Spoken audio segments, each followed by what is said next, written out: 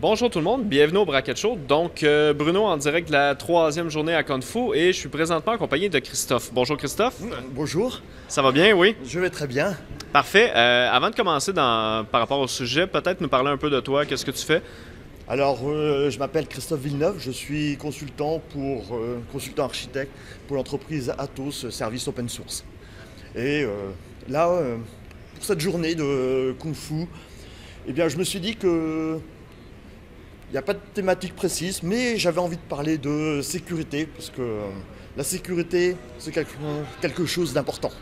Oui, je pense que c'est quelque chose que on a dans à peu près tous les projets qu'on fait aujourd'hui en développement logiciel. Donc, je te laisse aller un peu sur ta vision de la sécurité, peut-être. Alors, ma vision, c'est... il faut un certain temps pour réaliser un projet web, avec des pages, avec différentes technologies, et le souhait, un mode imaginaire, où que tout est beau et tout est merveilleux, où que tout le monde est heureux avec des licornes, des bisounours, dans le meilleur des mondes, on peut dire que c'est une fiction, mais des fois la fiction va dépasser la réalité. Donc la fiction, on a une super équipe avec des compétences prévues pour chaque poste, chaque action, déploiement, sécurité, base de données, enfin tout le monde, on a tout le cœur du métier. Bon, la réalité, c'est très loin, on est souvent multicasquette. Donc un jour on met un t-shirt et puis après le lendemain on met un autre t-shirt parce qu'on n'a pas les mêmes fonctions. Mais c'est le même principe. La fiction, c'est tout est beau. La réalité, c'est pas tout à fait ça. Effectivement, c'est rare qu'on a justement des équipes de 15 personnes sur un projet, puis encore moins sur un aspect aussi important que la sécurité. Ça va souvent être relégué, je pense, au deuxième rang, puis parfois peut-être un peu trop tard aussi. Alors moi souvent je vois la sécurité à la fin. Alors qu'en vérité c'est pas le cas. Enfin, en tant que professionnel, mais les projets sollicités, c'est toujours mince, il faudrait qu'on pense à la sécurité. Et la veille de la livraison finale au client. Et puis on se rend compte que c'est bourré de trous. Et lorsque c'est bourré de trous, on prend 3 mois dans la vue. Parce qu'il faut tout corriger, tout patcher, et tout, c'est pas bien. Donc il faut concevoir une architecture pensée sécuritaire. C'est-à-dire qu'on sait que pour un projet web, un service, un site web, il faut un serveur, il faut l'afficher au navigateur, il faut une base de données, il faut du web service, du SSO, différentes technologies qui font créer ce site web comme une application. Et bien souvent, dans le meilleur des mondes, il n'y a pas besoin de sécurité parce qu'on est dans un univers merveilleux. La fiction va être beaucoup moins réaliste. C'est-à-dire où, on va dire, il y a un méchant pirate qui est en train de regarder la construction. C'est le même principe que quand on joue au Lego et qu'on fait des briques. Le site web, c'est ça. On met des briques, ce qui permet de faire des applications. Mais à chaque niveau de brique, eh bien, on peut avoir le petit trou de la souris qui va nous regarder à travers l'œil. Donc, la personne qui a des mauvaises intentions. Mais il faut penser que c'est fiction, hein. C'est pas la réalité. Et qui regarde par le petit trou de la souris, et ce qui permet de pouvoir, lorsque vous livrez, eh bien, il sait exactement où se trouvent vos failles de sécurité. La réalité, c'est que si vous ne faites pas attention, il y a des trous de sécurité à tous les niveaux. Aussi bien du côté front du navigateur, du serveur, de la base de données, du web service, etc.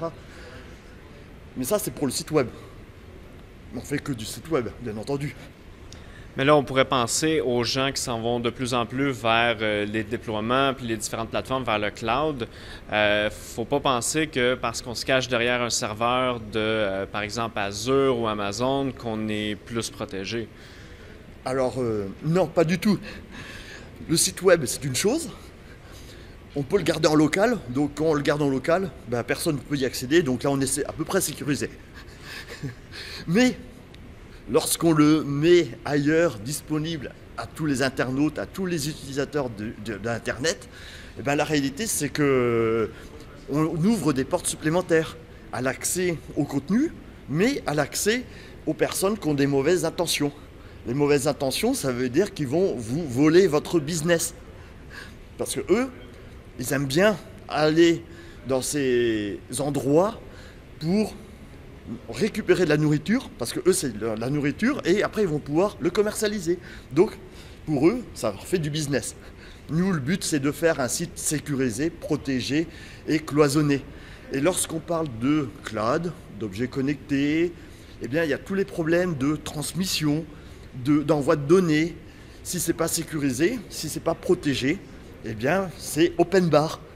Et lorsqu'on dit open bar, eh bien, le bar est ouvert et on peut se faire comme à la maison, on ouvre le frigo et on prend ce qu'il y a dedans. La sécurité, c'est la même chose, c'est le même niveau, il faut penser à cela.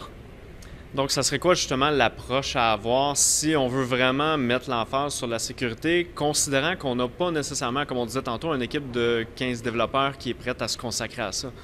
Alors, il existe plusieurs solutions. La solution première, c'est de se faire accompagner. Il y a des sociétés qui, proches de chez vous, là où vous travaillez, ou à distance, qui peuvent vous aider à réaliser et à avoir une approche sécuritaire. La deuxième étape, c'est vos développeurs ont des connaissances un peu techniques, donc ils savent programmer. Ils savent. Mais il existe un organisme qui s'appelle OWASP, la fondation OWASP, qui fournit des top 10, c'est-à-dire des livres blancs qui vont aider à expliquer, donc avec des outils, pour analyser le code, pour dire à tel endroit il y a tel problème, et ce problème-là peut être résolu par tel moyen, quel que soit le langage. Donc ça c'est pour les développeurs, mais il faut penser aussi aux chefs de projet, aux directeurs, aux responsables, et là il faut leur parler de la sécurité by design, c'est-à-dire on conçoit la sécurité en amont du projet et non à la fin du projet, parce que lorsque c'est à la fin, c'est trop tard. Le dégât il est déjà consommé. Mais si vous le concevez dès le début, donc dès la conception, dès que vous voulez faire du microservice, dès l'évolution d'une fonctionnalité, vous pouvez anticiper en prévoyant les points de sensibles. Comment ça va se passer ? Eh bien, vous réunissez tout le monde sur une table, enfin pas sur une table, autour d'une table, et vous allez leur demander, on va rajouter telle fonctionnalité, ou l'application va faire cela. Qu'est-ce de votre point de vue, la sécurité à votre niveau ? Donc le commercial va penser à des choses, le responsable va penser à des choses, le développeur autre chose, le chef de projet, etc. L'ensemble de ces points vont permettre de cadrer la sécurité à votre projet. Donc, c'est ça, on parle vraiment de ramener ça beaucoup plus tôt dans le projet et d'intégrer à la discussion, aux démarches par rapport à ça, le plus de gens possible pour vraiment avoir tous les points de vue. Oui, c'est bien ça. Il faut penser que lorsqu'on a rassemblé l'ensemble de tous les points de vue de tout le monde, ça permet de cadrer et de savoir où on va. C'est comme des tests qui doivent être au début et non à la fin.